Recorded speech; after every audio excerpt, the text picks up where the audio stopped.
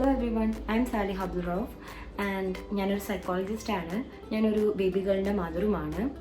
So ഇന്നത്തെ എൻ്റെ topic എന്ന് പറയുന്നത് ഇറ്റ്സ് അബൌട്ട് ടോയ്സ് നമ്മൾ വാങ്ങുമ്പോഴും കുട്ടികൾക്ക് കൊടുക്കുമ്പോഴും അതുപോലെ തന്നെ അത് യൂസ് ചെയ്യുന്ന സമയത്തും ശ്രദ്ധിക്കേണ്ട 5 കാര്യങ്ങളെ പറ്റിയിട്ടാണ് ഞാൻ ഇന്ന് പറയാൻ പോകുന്നത്.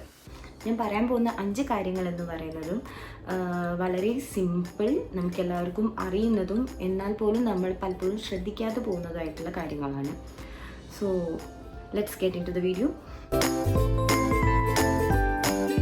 So number 1, quality. ടോയ്സിൻ്റെ ക്വാളിറ്റി അത് വളരെ ഇമ്പോർട്ടൻ്റ് ആയിട്ടുള്ളൊരു കാര്യമാണ്.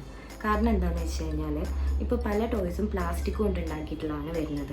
അപ്പോൾ പ്ലാസ്റ്റിക്കിൽ നമ്മൾ തന്നെ ശ്രദ്ധിച്ചാൽ മനസ്സിലാവും, പല ടൈപ്പ് പ്ലാസ്റ്റിക് ഉണ്ട്, പല ലെവലിലായിട്ട് അതിനെ തിരിച്ചിട്ടുണ്ട്. അത് 1 ടൈം യൂസിനുള്ളത്, 3 ടൈം യൂസിനുള്ളത്, അങ്ങനെയായിട്ട് പല തരത്തിലും അതിനെ തിരിച്ചിട്ടുണ്ട്. അപ്പോൾ നമ്മൾ യൂസ് ചെയ്യുന്ന ടോയ്, ആ ടോയിൽ യൂസ് ചെയ്തിരിക്കുന്ന മെറ്റീരിയൽ അത് എന്താണെന്നുള്ളത് നമ്മൾ അറിഞ്ഞിരിക്കണം. അത് ക്വാളിറ്റി ഉള്ളതാണോ എന്നുള്ളത് നമ്മൾ അഷ്യൂർ ചെയ്തിരിക്കണം. പല ബ്രാൻഡ്സും ഒക്കെ അവൈലബിൾ ആണ്. അപ്പോൾ നമ്മൾ ചൂസ് ചെയ്യുന്ന ടോയ് അത് എത്രത്തോളം ക്വാളിറ്റി ഉള്ളതാണ് എന്നുള്ളത് ഇമ്പോർട്ടൻ്റ് ആണ്. നമ്പർ 2, ഇതെന്ന് പറയുന്നത് ഏറ്റവും സിമ്പിൾ ആൻഡ് നമ്മൾ അധികവും ശ്രദ്ധിക്കാതെ പോകുന്ന ഒരു കാര്യമാണ് ഏജ്. നമ്മൾ വാങ്ങുന്ന ടോയിൻ്റെ ഏജ്, അത് ആ കുട്ടിക്ക് പറ്റുന്നതാണോ അല്ലെങ്കിൽ അത് അതിനെക്കാട്ടിയും മുകളിൽ ഏജ് വരുന്ന കുട്ടികൾക്ക് വേണ്ടിയിട്ടുള്ളതാണോ എന്നുള്ളത് നമ്മൾ അറിഞ്ഞിരിക്കണം. കാരണം ഇപ്പം പ്രത്യേകിച്ചും പല ടോയ്സും ഇറങ്ങുന്നത് ഏജ് റെസ്ട്രിക്ഷൻസ് വെച്ചിട്ടാണ്. അതിനുള്ള റീസൺ എന്താണെന്ന് വെച്ച് കഴിഞ്ഞാൽ വളരെ ചെറിയ കുട്ടികൾക്ക് നമ്മൾ ടോയ്സ് കൊടുക്കുന്ന സമയത്ത് അതിനകത്ത് ചെറിയ ചെറിയ എലമെൻറ്റ്സ് ഉള്ളൊരു ടോയ് ആണെങ്കിൽ അപ്പോൾ ആ എലമെൻറ്റ്സിനെ കുട്ടികൾ വായിലിടാനും അതുവഴി വലിയ അപകടങ്ങൾ ഉണ്ടാവാനുള്ള ചാൻസ് ഉണ്ട്. അപ്പം അതിനെക്കൊണ്ട് നമ്മൾ എപ്പോഴും ശ്രദ്ധിക്കുക, ഏജ് റെസ്ട്രിക്ഷൻസ് ഉള്ള ടോയ് ആണെങ്കിൽ ആ ഏജിന് കണക്കായിട്ടുള്ളത് മാത്രം വാങ്ങാം. അഥവാ നമ്മൾ നേരത്തെ തന്നെ വാങ്ങി വെക്കുന്ന കൂട്ടത്തിലുള്ള ആൾക്കാരാണെങ്കിൽ വാങ്ങി വെക്കാം. ആൻഡ് നമ്മൾ ഇൻട്രൊഡ്യൂസ് ചെയ്യുകയാണെങ്കിൽ തന്നെ കുട്ടിയെ നമ്മളുടെ ശ്രദ്ധയിലുള്ള സമയത്ത് മാത്രം കുട്ടിക്ക് ആ ടോയ്സ് കളിക്കാൻ കൊടുക്കുക. അല്ലാത്ത ടൈമിൽ ഒറ്റയ്ക്ക് കളിക്കാൻ കൊടുക്കാതിരിക്കുക. നമ്പർ 3 എന്ന് പറയുന്നത് പാരൻ്റൽ ഇൻവോൾവ്മെൻ്റ് ആണ്. പാരൻ്റൽ ഇൻവോൾവ്മെൻറ്റ് കൊണ്ട് ഉദ്ദേശിക്കുന്നത് എന്താണെന്ന് വെച്ച് കഴിഞ്ഞാൽ നമ്മൾ പലപ്പോഴും ടോയ്സ് വാങ്ങിക്കഴിഞ്ഞാൽ കുട്ടികൾക്ക് കയ്യിൽ കൊടുക്കുക എന്നല്ലാതെ അതിനെക്കൊണ്ട് എങ്ങനെയാണ് കളിക്കേണ്ടത് എന്നോ ഒന്നും നമ്മൾ കാണിക്കാറില്ല.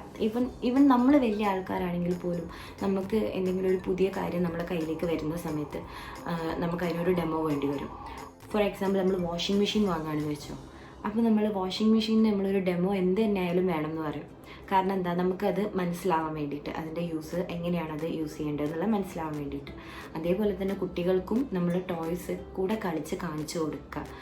നമ്മൾ അവരുടെ കൂടെ കളിക്കുകയാണെങ്കിൽ അത് അവർക്ക് ഒരുപാട് മാനസികമായിട്ടുള്ള സന്തോഷം കൊടുക്കാനും അതുപോലെ തന്നെ അവരുടെ ഒരു ഡെവലപ്മെൻറ്റിൽ വലിയൊരു ഹെൽപ്പ് ആവാനും ചാൻസ് ഉണ്ട്. അപ്പോൾ നമ്മൾ പാരൻസ് ടൈം കണ്ടെത്തുക, എങ്ങനെയായാലും കുറച്ച് ടൈം കണ്ടെത്തി കുട്ടികളുടെ കൂടെ കളിക്കുക. പുതിയ ടോയ്സ് ഇൻട്രൊഡ്യൂസ് ചെയ്യുന്ന സമയത്ത് കുട്ടികളുടെ കൂടെ ഇരുന്ന് ഈ ടോയ് കണ്ടോ, ഇത് കളിക്കാലോ, ഇതിങ്ങനെയാണ് കളിക്കുക എന്നൊക്കെ കാണിച്ചു കൊടുക്കുമ്പോൾ അത് കുട്ടികൾക്ക് വളരെ സന്തോഷം ഉണ്ടാക്കുന്നതാണ്. നമ്പർ 4 എന്ന് പറയുന്നത് സ്റ്റോറേജ് ആൻഡ് ഹൈജീൻ. നമ്മൾ ടോയ്സ് വെറുതെ വാങ്ങിയാൽ പോരാ, വാങ്ങുന്ന ടോയ്സ് നമ്മൾ സ്റ്റോർ ചെയ്ത് വെക്കണം. അപ്പോൾ സ്റ്റോർ ചെയ്ത് വെക്കുക എന്ന് പറയുന്നത് ഏറ്റവും വൃത്തിയുള്ള സ്ഥലത്തും ആയിരിക്കണം. ഒരു വൃത്തിയുള്ളൊരു ബോക്സിൽ അടുക്കി വെക്കാൻ പറ്റുകയാണെങ്കിൽ അത് ഏറ്റവും നല്ലത്. അല്ലാതെ അലക്ഷ്യമായിട്ട് ഇട്ട് കഴിഞ്ഞാൽ അത് പലതരത്തിലും അതിന് മുകളിൽ പൊടി വന്നിട്ട് അല്ലെങ്കിൽ എന്തെങ്കിലും പ്രാണികൾ വന്നിട്ടും ഒക്കെ പലതരത്തിലുള്ള പാർട്ടിക്കിൾസ് അതിൻ്റെ മുകളിൽ ഉണ്ടാവാം. അപ്പം അത് നമ്മുടെ കുട്ടികൾ, ഇപ്പോൾ വളരെ ചെറിയ കുട്ടികളാണെങ്കിൽ ടോയ്സ് വായിലിടും. അപ്പോൾ വായിലിടുന്ന സമയത്ത് അവരുടെ ഉള്ളിലേക്ക് എന്തെങ്കിലുമൊക്കെ പാർട്ടിക്കിൾസ് പോകാനുള്ള ചാൻസ് ഉണ്ട്. സോ നമ്മൾ എപ്പോഴും ശ്രദ്ധിക്കുക, ടോയ്സ് എപ്പോഴും ക്ലീനാക്കി സൂക്ഷിക്കുക. കഴുകാൻ പറ്റുന്ന ടോയ്സ് കഴുകി തന്നെ സൂക്ഷിക്കുക, അല്ലാത്ത ടോയ്സ് തുടച്ച് വെക്കുക. ആൻഡ് അത് പറ്റുമെങ്കിൽ ഒരു വൃത്തിയുള്ള ബോക്സിൽ സൂക്ഷിച്ച് വെക്കുക.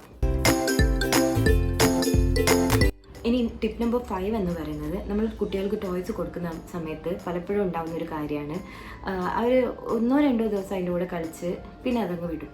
അവർക്കൊരു മടുപ്പ് വരും. അപ്പോൾ മടുപ്പ് വരുന്ന സമയത്ത് നമുക്ക് തന്നെ തോന്നിപ്പോകും, അയ്യോ പൈസ പോയി, ഇതിനെ കൊണ്ട് ഇനി കാര്യമൊന്നുമില്ലല്ലോ എന്നുള്ള ആൾക്ക് നമ്മളും അതവിടെ വിടും.